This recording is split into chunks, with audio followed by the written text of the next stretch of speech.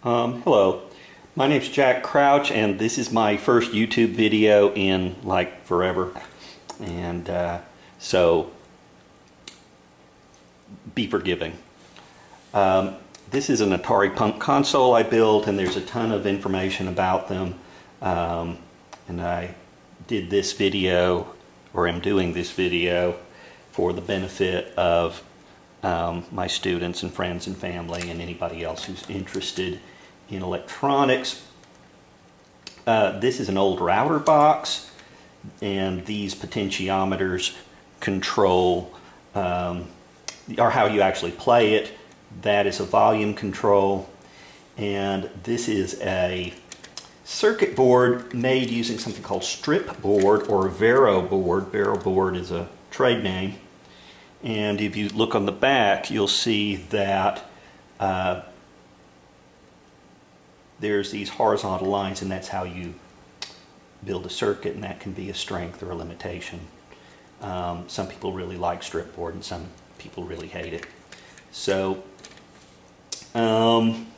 yeah, so I'm going to start by making it make some noise, and now that the camera's rolling we'll see if it decides to work or not. And I hear nothing. Let's see. Yeah. So yeah, as soon as I turned the camera on, naturally a solder joint broke and I had to go fix it. So, but I'm back now, so let's see if it works.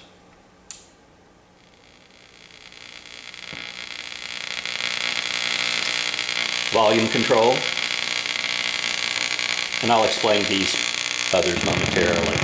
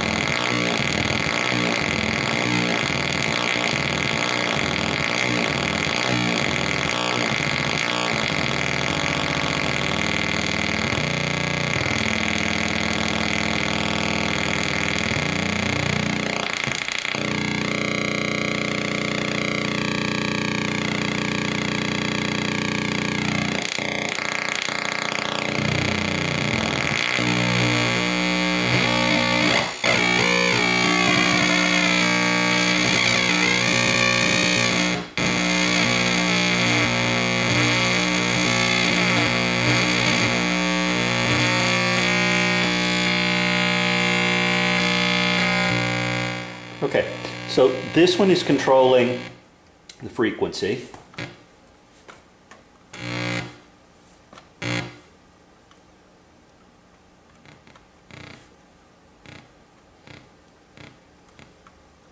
And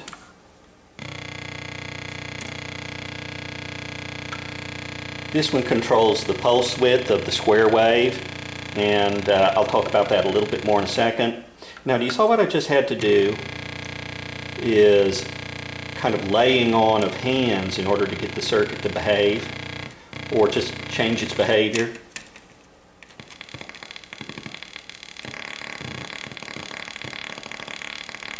See, that's because your finger adds capacitance. It is like a capacitor.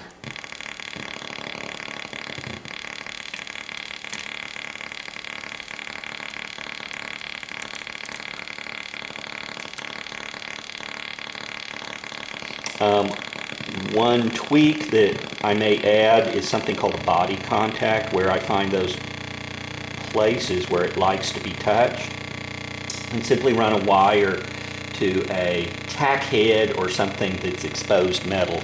And Synthesizer hackers use these body contacts, and you'll find plenty about that on the internet.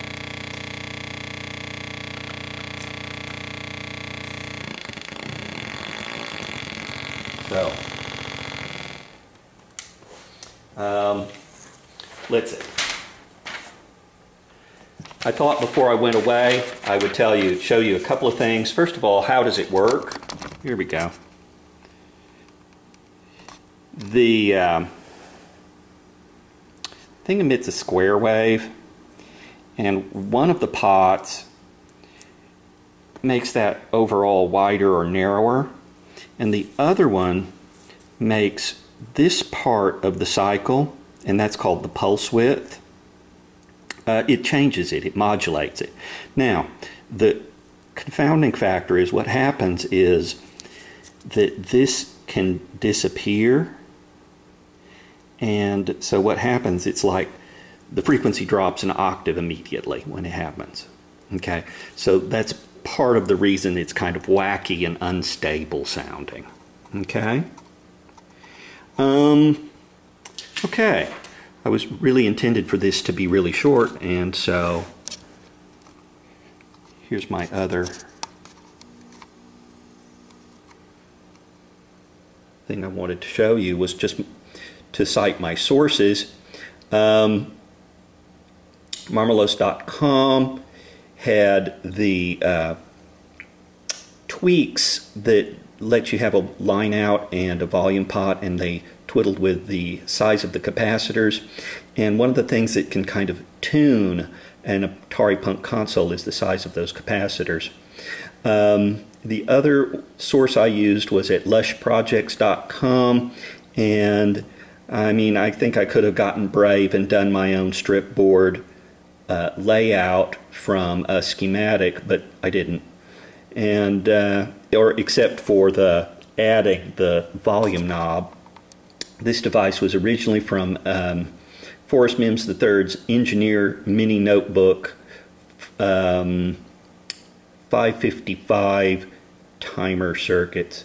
And another source I'd like you to look at if you are just starting to be interested in this stuff is Colin Cunningham's videos. Colin Cunningham is an editor and blogger for Make Magazine, and he's completely fabulous and does a great job. So yeah, Atari Punk Console, and thanks for listening.